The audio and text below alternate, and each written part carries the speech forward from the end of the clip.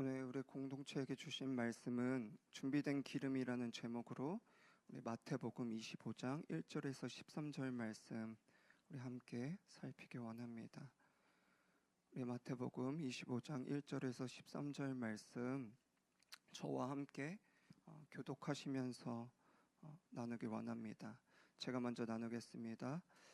그때 천국은 마치 등을 들고 신랑을 맞으러 나간 열 처녀와 같다 하리니 미련한 자들은 등을 가지되 기름을 가지지 아니하고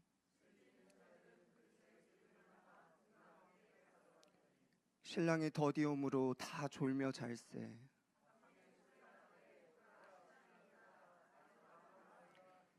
이에 그 처녀들이 다 일어나 등을 준비할세.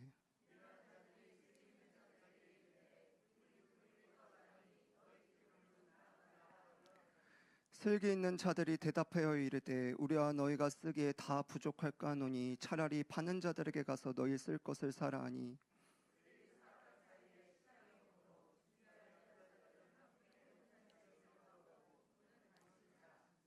그 후에 남은 처녀들이 와서 이르되 주여 주여 우리에게 열어주소서.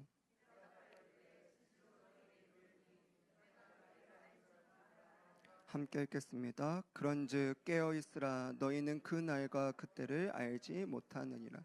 아멘. 우리 가슴에 손을 얹고 믿음을 고백하며 오늘 하나님께서 우리에게 주신 말씀 다 함께 받겠습니다. 제가 먼저 고백하며 그 다음 여러분도 함께 고백하겠습니다. 하나님은 나를 사랑하십니다. 나는 그 사랑 안에 있습니다. 하나님은 오늘 나에게 말씀하실 것입니다.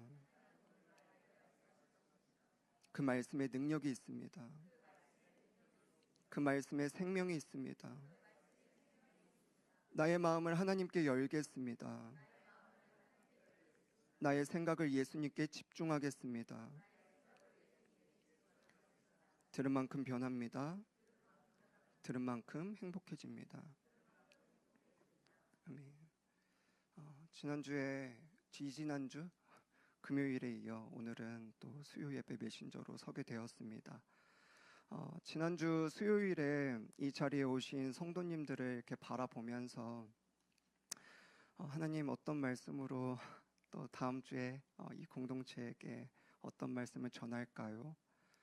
또 한 사람 공동체가 어떤 말씀으로 다시 세워지길 원하시나요? 이런 마음으로 한 주를 보낸 것 같습니다. 그래서 개인적으로는 지난주에 유독 우리 성도님들의 모습이 피곤해 보이시는 분들이 많았던지 제 마음속에 바쁘고 분주하고 또 지친 일상을 보내고 오신 우리 성도님의 모습들을 바라보면서 세상 속에서 또 열심히 수고하시는 그 모습들이 너무 참 귀하시다. 피곤하고 집에 가서 쉬고 싶은 마음도 있을 텐데 그럼에도 불구하고 또 하나님 앞에 예배하기 위해서 예배의 자리에 나오신 그런 모습을 바라보면서 다음 주에는 우리 성도님에게 위로가 되는 격려가 되는 그런 메시지로 한 주간 준비하면 되겠다. 이 마음이 또 하나님과 동일한지 같은 마음인지 기도하면서 기다렸습니다. 그런데 오히려 지난번에 말씀의 연장선에서 우리 성도들이 하나님과의 관계 속에서 깨어나는 다시 준비되는 그런 메시지로 마음이 정돈케 되었습니다. 그리고 오늘 말씀을 묵상하게 되었습니다. 하지만 근데 이 말씀을 준비하면서 마음이 쉽지 않았습니다. 왜냐하면 저에게는 지적인 한계, 또 영적인 한계, 또 시간적인 한계, 또 이 말씀을 잘 소화해서 전달할 능력이 제게 없음을 너무나도 잘 알고 있기 때문입니다. 또 오늘 이 본문은 많은 목사님들께서 이 본문을 가지고 설교를 하셨습니다. 또 우리 성도님들도 이 본문 말씀을 너무나도 익숙하게 자주 들어오셨을 것이고요. 특별히 이 본문은 알레고리컬한 해석되는 또 직접적인 설명 대신 상징이나 비유를 통해 메시지를 전달하는 표현 방식이 너무 많기에 설교자가 어떻게 해석하느냐에 따라 코에 걸면 코걸이, 귀에 걸면 귀걸이 할 수 있는 그런 상징적인 의미에 어떤 의미를 붙이냐에 따라 그 의미는 완전히 달라질 수 있는 결정적 약점이 너무나도 많은 텍스트이기에 제가 선뜻 설교문을 맘 편히 작성할 수 없었습니다. 하지만 오늘 성경의 주체이신 성령님께서 오늘 우리 공동체에게 전하고자 하신 말씀을 성령님께서 직접 전하실 것이라는 사실을 너무나도 제가 믿기에 부족하지만 순종하는 마음으로 주신 말씀 전하고자 합니다. 오늘 저는 이 알레고리컬한 해석에 집중해서 여러분에게 이 비유를 해석하는 것보다 오히려 오늘은 진짜 이 본문의 본질에 집중하고자 합니다. 오늘 예수님께서 어떤 마음으로, 어떤 의도로 이 비유를 말씀하셨는지, 또 그때 당시에 이 예수님의 비유를 들은 청중들에게 이 말씀은 어떤 의미였는지 살펴보고자 합니다. 두 번째로는 이 마태복음의 저자 마태는 자신들의 청중들, 당시 초대교인들에게 어떤 마음으로 이 비유를 전했는지, 또 마지막으로 기독교의 역사를 통하여 이 비유를 읽고 있는, 아니 지금 오늘 이 자리에서 듣고 있는 우리 공동체는 이 열 처녀의 비유를 어떻게 받아들여야 하는지 이 시간 함께 나누고자 합니다. 오늘 첫 번째 부분에서 이 열 처녀의 비유가 처음 선포되었던 그 자리에 서서 1세기 유대인 청중들의 눈과 귀로 이 말씀을 다시 듣길 원합니다. 그들이 살았던 삶의 문화와 그리고 예수님께서 이 이야기를 어떤 마음으로 꺼내셨는지 함께 살펴보겠습니다. 그 전에 앞서 먼저 우리가 기억해야 할 사실이 있습니다. 그것은 무엇이냐? 그들에게 이 결혼식 이야기는 단순히 비유가 아니라 생활 속의 모습이었다는 것입니다. 다시 말해 이 열 처녀의 비유 이야기는 그들에게 매우 친숙한 이야기, 실제적인 이야기였다는 사실을 우리는 기억할 필요가 있습니다. 1절입니다. 예수님께서 그때 천국은 마치 등을 들고 신랑을 맞으러 나간 열 처녀와 같다 하리니 라고 말씀하셨을 때 그 자리에 있었던 사람들은 머릿속으로 따로 상상할 필요가 없을 만큼 너무나도 익숙한 장면을 즉시 떠올렸을 것입니다. 당시 유대 결혼 풍습은 대개 두 단계였습니다. 첫 번째, 약혼입니다. 이미 법적 결속이 시작된 단계이지요. 두 번째는 결혼입니다. 이 약혼의 단계가 지속된 일정 기간이 지난 후 신랑이 밤에 신부의 집으로 찾아와서 친지, 이웃과 함께 횃불 등을 들고 행렬을 이루어 신랑 집 또는 연회장으로 이동하여 결혼잔치가 시작되는 것이 그들의 문화였습니다. 이때 신부의 친구들인 처녀들은 준비한 등을 들고 신랑을 맞이하는 것이 관례였고, 여분의 기름을 준비하는 것은요 그들의 삶 속에서, 문화 속에서 매우 상식에 가까운 기본 예의였습니다. 그래서 기름 없이 등을 든다는 것은요 그들의 문화 속에서, 삶 속에서 곧 무례하고도 준비되지 않는 그런 불성실한 태도를 상징했습니다. 그러므로 이 비유를 들은 그들에게는요 이 이야기는 너무나도 구체적이고 현실적인 이야기로 들려왔을 것입니다. 그렇다면 우리는 이러한 질문을 해볼 수 있는 것이죠. 왜 예수님은 이처럼 현실적인 장면을 빌려서 그 당시 청중들에게 이 이야기를 말씀하셨냐라는 질문을 해볼 수 있는 것이죠. 단지 교훈적 비유를 하나 더하시려는 의도였을까요? 아닙니다. 예수님은 이 땅에 오셔서 공생애를 시작하시면서 줄곧 하나님 나라를 선포하셨습니다. 그분은 말씀뿐만이 아니라 하나님 나라가 임할 때 나타나는 그 표지들을 몸소 직접 보여주셨습니다. 그 나라를 시작하셨습니다. 몸으로써.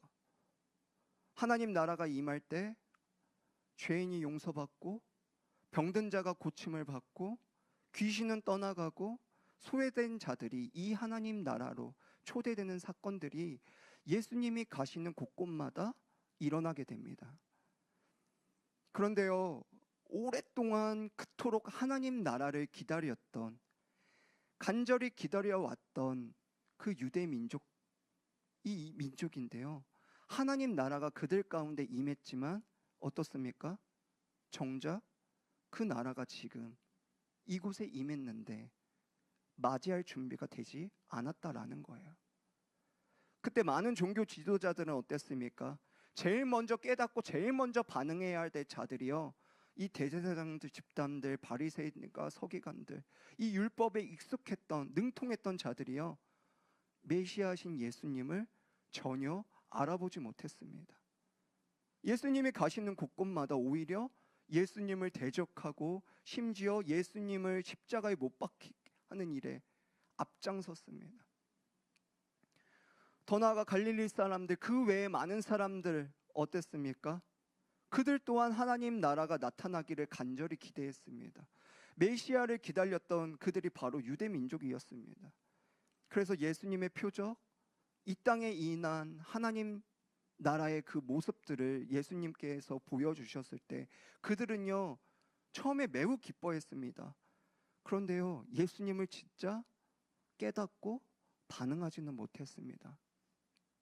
진짜 하나님 나라, 예수님이 오셨는데, 그들 삶 가운데 임하셨는데 예수님을 통해 오히려 하나님 나라를 바라보지 못합니다. 그들은 예수님의 제자가 되어서 끝까지 예수님을 따를 준비가 전혀 되어 있지 않았습니다. 정리하면 이렇습니다. 예수님이 보시기에 그들 중 대다수는 등을 들었지만 기름이 없는 상태, 즉 겉모양은 있지만 실제로 하나님 나라를 맞이할 준비가 없는 상태였습니다. 그러한 이들의 모습을 바라보면서 예수님께서 이 비유를 말씀하신 것이죠. 더 나아가 예수님은 이 사실을 그들에게 자신들의 민낯을 알려주기 위해서 계속해서 예수님은 모두가 졸았다는 사실을 숨기지 않으셨습니다. 왜 그렇습니까? 근데 피곤 자체는 책망이 아닙니다. 문제의 원인이 아닙니다. 예수님은 그것을 말하고 싶은 것이 아니었습니다.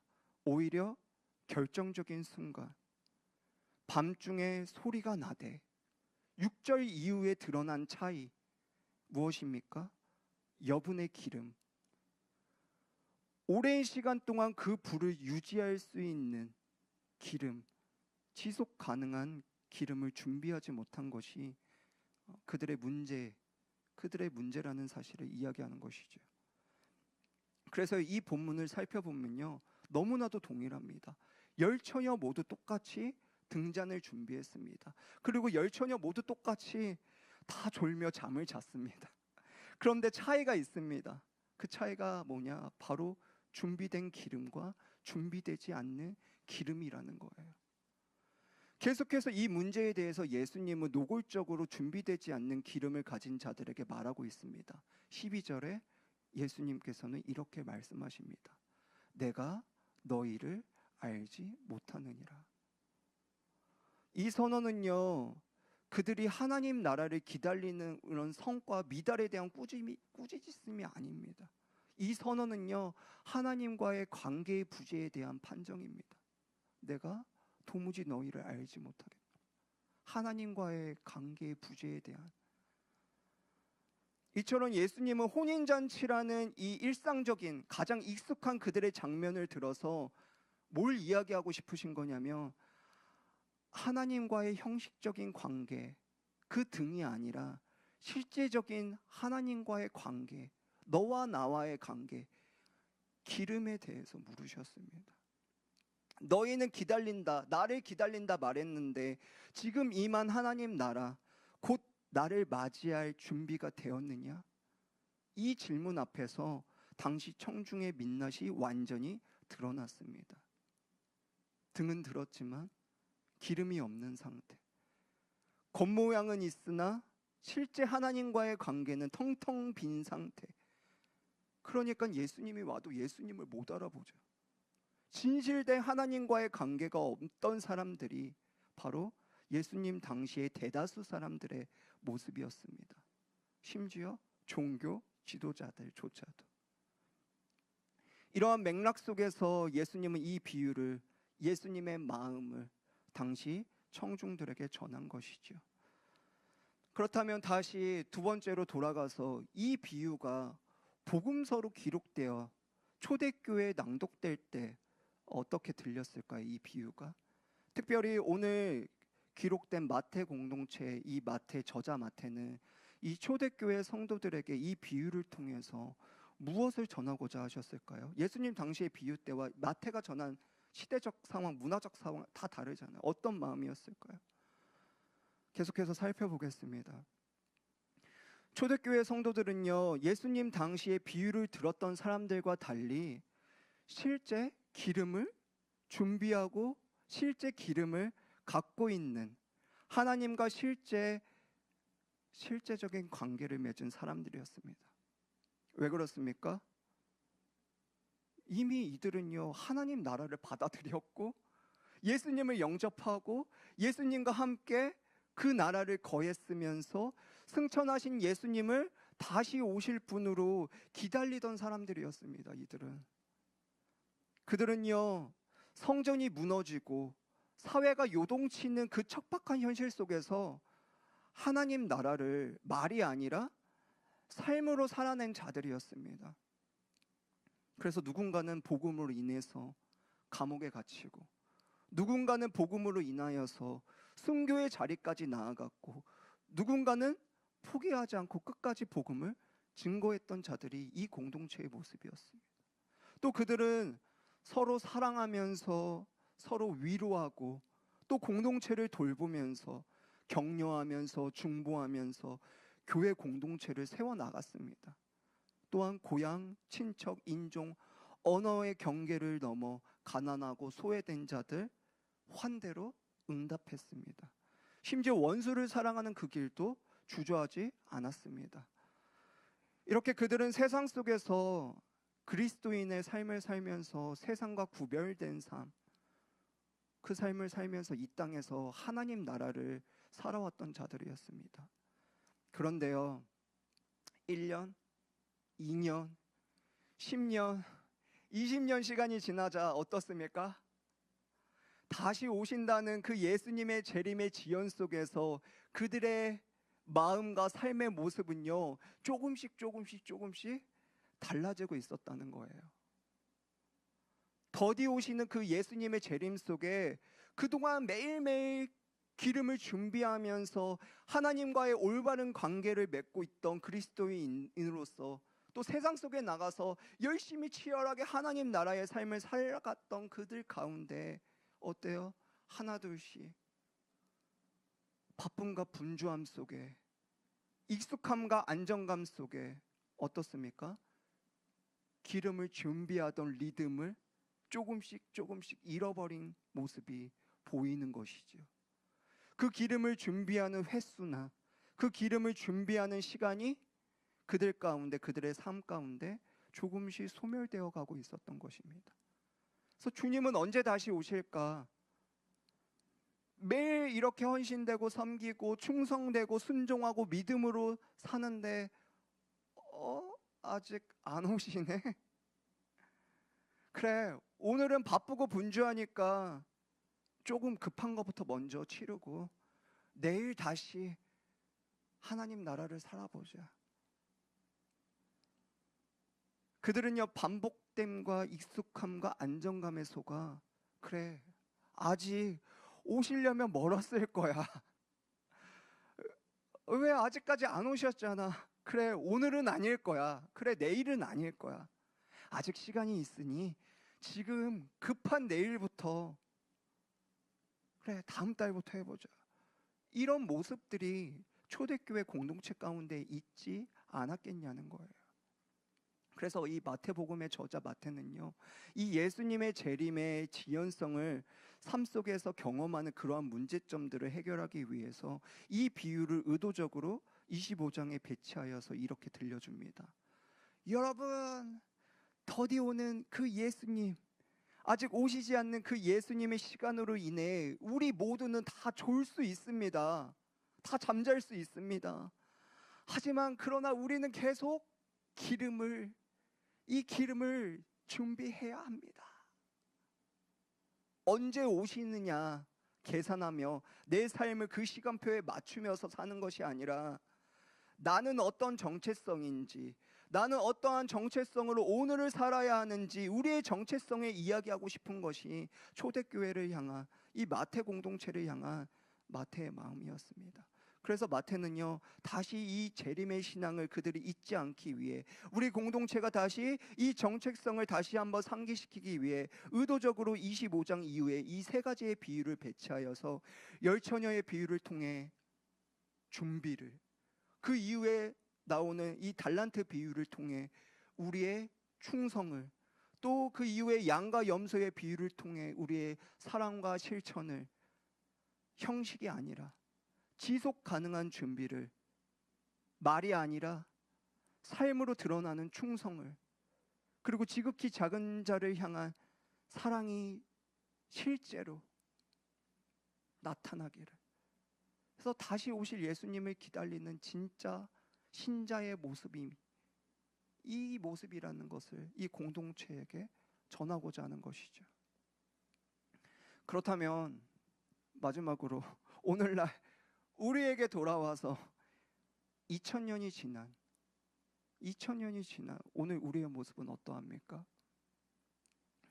다시 오실 예수님을 기다리는 나의 모습은 어떠합니까? 많은 교회들이, 또 많은 성도님들이 교회 나와 예배는 드리지만, 하나님을 믿는다고는 하지만, 예수님을 영접했다고는 하지만, 이렇게 형식에 등은 들고 하루하루를 살아가고 있지만 기름이 없는, 등 안에 기름이 준비되어 있지 않는, 아니 어쩌면 등도 없이 기름도 없이 더디 오시는 그 예수님 앞에 아무것도 없는 채 계속 잠자고 있는, 그 잠자고 있는 것이 오늘날 우리 시대의 그리스도인들의 모습, 어쩌면 그게 바로 우리들의 모습일지도 모릅니다. 그래서요, 신앙생활을 해도요, 예수님을 믿는다고 하는데요, 삶이 변하지 않아요. 하나님 나라의 삶을 살겠다고 하는데요, 예수님을 영접했는데요, 내 삶과 내 삶의 모든 영역 가운데 하나님 나라는요 전혀 보이지 않아요. 하나님과의 관계, 나와의 관계, 이웃과의 관계, 세상과의 관계, 내 삶의 모든 영역이 하나님 나라, 이 천국과 전혀 반대되는 삶의 모습이 내 삶 가운데 펼쳐지고 그렇게 살아가는 것이 오늘날 대부분 많은 사람들의 현실이라는 것입니다. 그렇다면 준비된 기름은 무엇입니까? 여러분, 지지난주 금요일날 우리의 존재 목적이 뭐였는지 기억하십니까? 우리는요, 하나님의 무조건적인 사랑을 받으면서, 그 무한한 사랑을 받으면서 그 사랑에 반응하는 삶을 사는 게, 그게 원래 우리의 모습이고 우리의 원래의 목적입니다. 그래서 그 받은 사랑으로 나를 사랑하고, 그 사랑이 나를 여유롭게 해서, 그 사랑이 나를 흘러넘치게 해서 다른 사람을 사랑할 수 있는, 내가 사랑하려고 하지 않아도 그 사랑이 흘러넘쳐서 내 가족을 정말 사랑하고, 이웃을 사랑하고, 공동체를 사랑하고, 세상을 사랑해야 하는 게 원래 하나님의 창조의 목적이에요. 당연한 하나님의 창조의 질서입니다. 그 모습이 바로 우리의 모습이어야 돼요. 그런데 오늘날 우리의 모습은 어떻습니까? 시간이 가면 갈수록 오히려 깨어진 모습, 하나님과의 나와의 깨어진 관계, 나 자신과도 깨어진, 가족과들과도 깨어진, 이웃과의 또 깨어진, 세상과 깨어진 관계, 우리는 너무나도 쉽게 반복적으로 자주 접하고 있습니다. 아니 목사님, 2000년이 지났는데도 아직 안 오셨으니까 조금 저희가 실수할 수도 있고, 조금 넘어질 수도 있고, 조금 우리의 신앙생활이 천천히 그렇게 갈 수 있는 거 아닙니까? 어떻게 생각하십니까? 그런데요 여러분, 초대교회 공동체는요, 더디 오시는 그 예수님의 삶과 신앙의 리듬이 흔들렸을지라도요, 결국 다시 자신들의 정체성을 갖고 재림의 신앙, 다시 오실 예수님을 기다리며 본인의 역할, 그리스도의 역할, 끝까지 준비된 기름을 수천 년간 감당했습니다. 그걸 어떻게 아냐고요? 제가 어떻게 아냐고요? 그래서 지금 우리가 누리고 있지 않습니까? 지금 우리에게 기독교 신앙이 전해진 거 아닙니까? 그렇게 살아온 믿음의 선배들의 그 복음이 열방에 흘러 오늘 이 자리까지, 오늘 우리 가운데 누리고 있는 거 아닙니까? 이처럼 깨어 준비된 기름을 들고 등불을 비추고 다시 오실 예수님을 기다리는 자가 오늘도 지금도 여전히 이 가운데 기다리고 있는 사람들도 존재하지만, 여러분, 그 존재하는 숫자들이요, 그 불빛이요, 점점 축소되어 가고 있는 게, 그 등불에 빛을 비치고 있는 자들이 점점 숫자가 적어져 가고 있는 게 오늘날 우리들의 모습입니다. 문제는요, 오늘 우리가 너무나도 이 정체성을, 다시 오실 예수님을 잊고 산다는 게 오늘날 우리의 큰 문제입니다. 왜요? 너무 바쁘고 분주해요.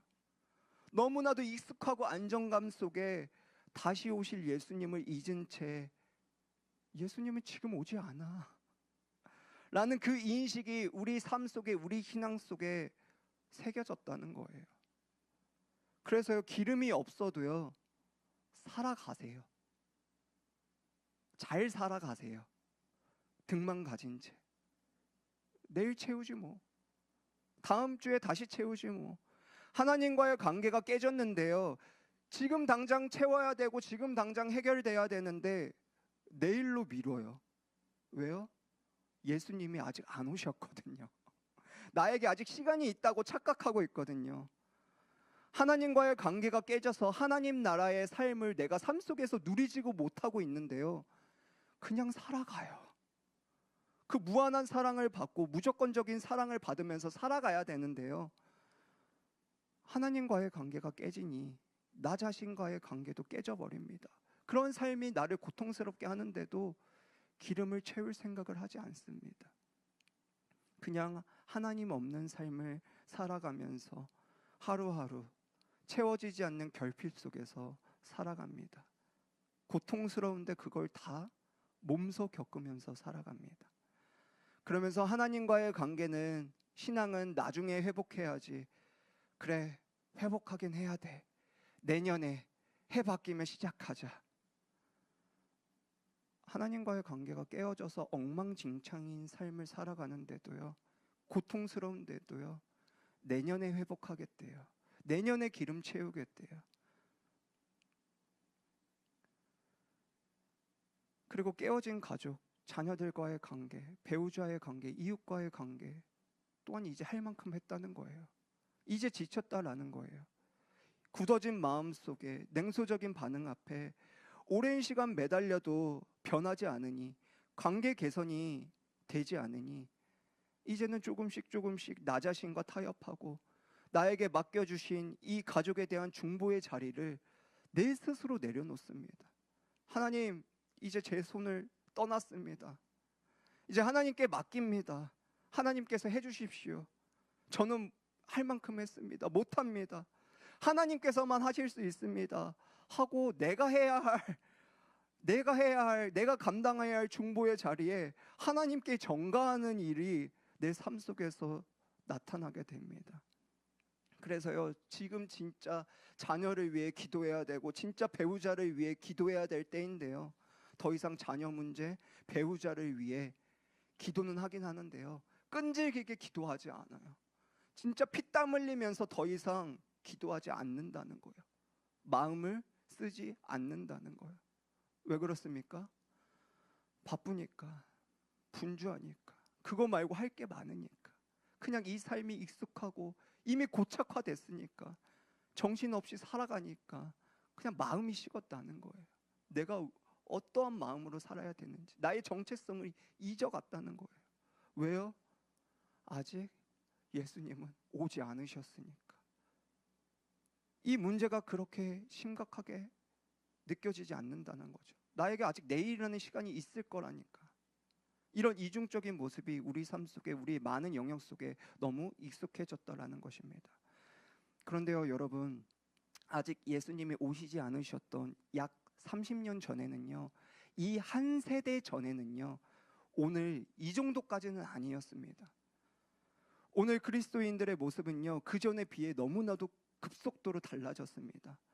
우리 한 세대 전에 신앙생활 하셨던 우리 선배님들을 기억하실 거예요. 분명하게 기억하실 거예요.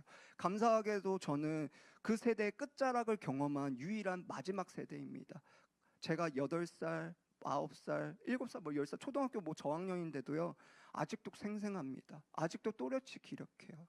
제가 다녔던 모교회만 그랬던 것이 아니라 대부분 많은 교회들이 다 이래왔다는 것을 그때 당시 신앙생활 하셨던 분들은 기억하실 거예요.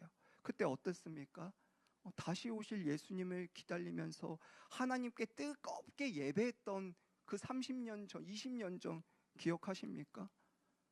그냥 뜨겁게 기도하고 삶 속에서 복음을 위해서 살겠다고, 그렇게 살겠다고, 또 선교 나가고 막 몸부림치면서 예수님을 위해, 복음을 위해 살겠다는 자들이요, 너무나도 많았어요. 오직 예수, 오직 주께 영광, 오직 복음 전도.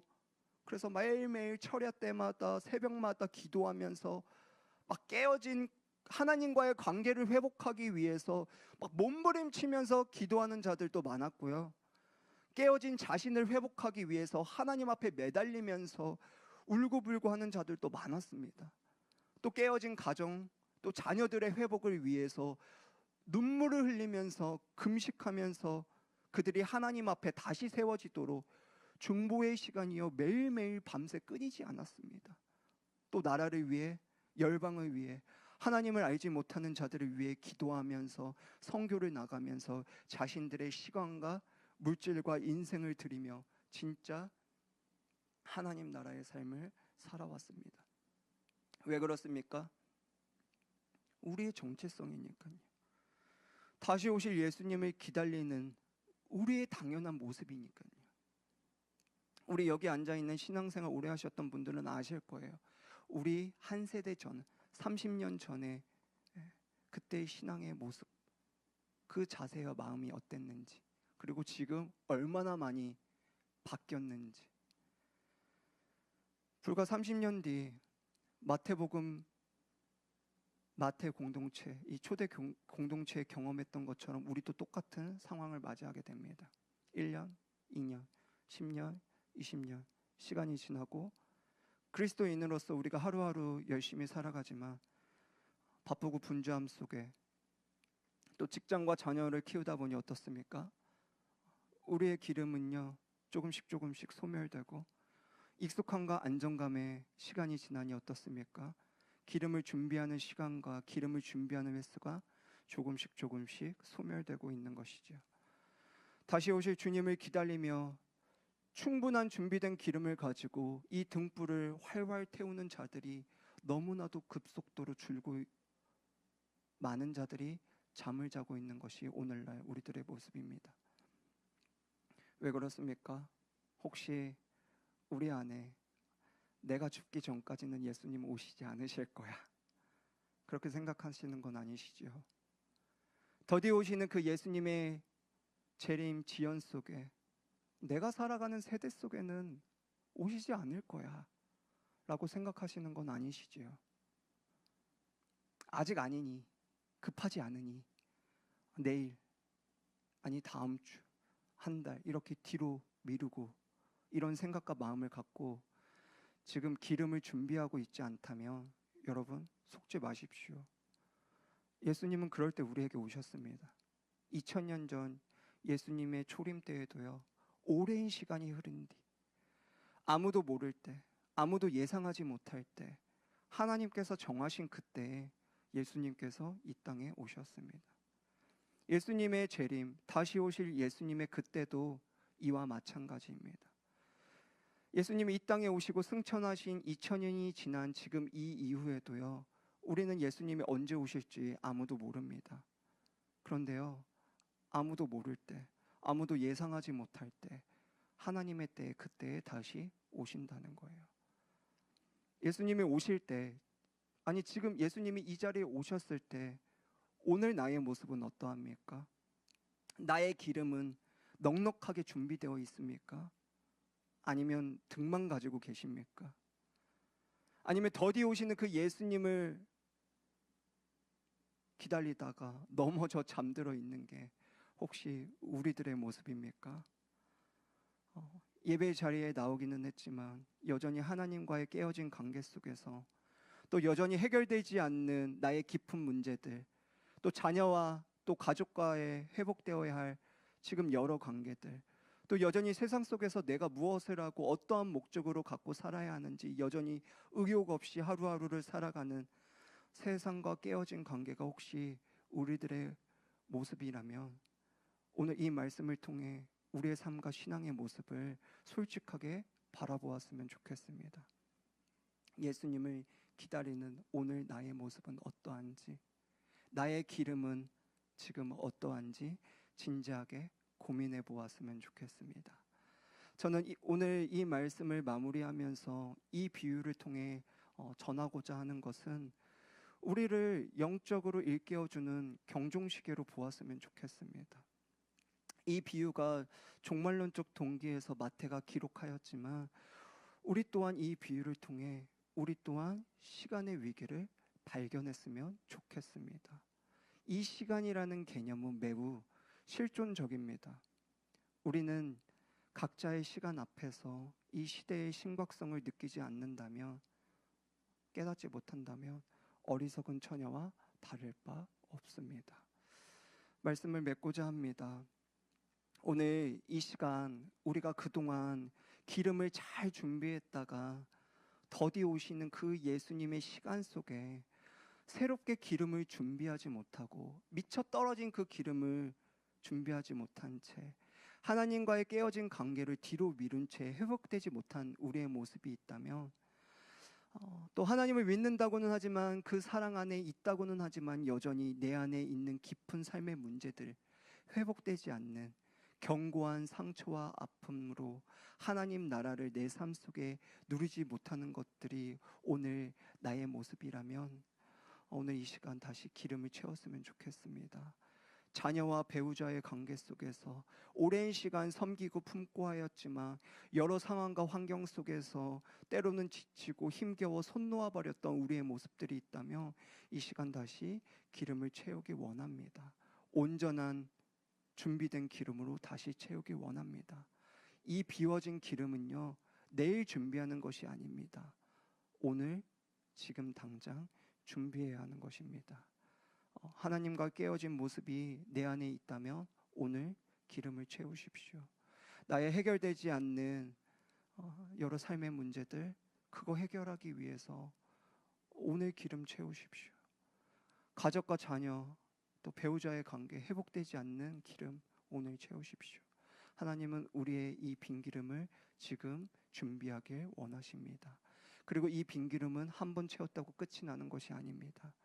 예수님이 다시 오실 그때까지 우리는 매일매일 이 기름을 채워야 합니다.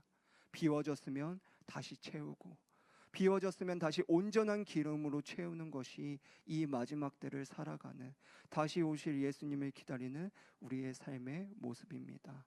오늘 이 말씀이 우리의 말씀이 되기를 예수님의 이름으로 축복합니다. 지금 주님은 우리의 빈 등장을 채우길 원하십니다. 그분은 우리를 정죄하기 위해서 우리의 문을 닫으시는 것이 아니라 우리의 문이 닫히기 전에 우리를 사랑으로 깨우시는 분이라는 사실을 오늘 잊지 않으셨으면 좋겠습니다. 우리 다 함께 일어나셔서 오늘 우리에게 주신 말씀 붙잡고 결단의 자리로 나아가겠습니다. 우리 찬송가 176장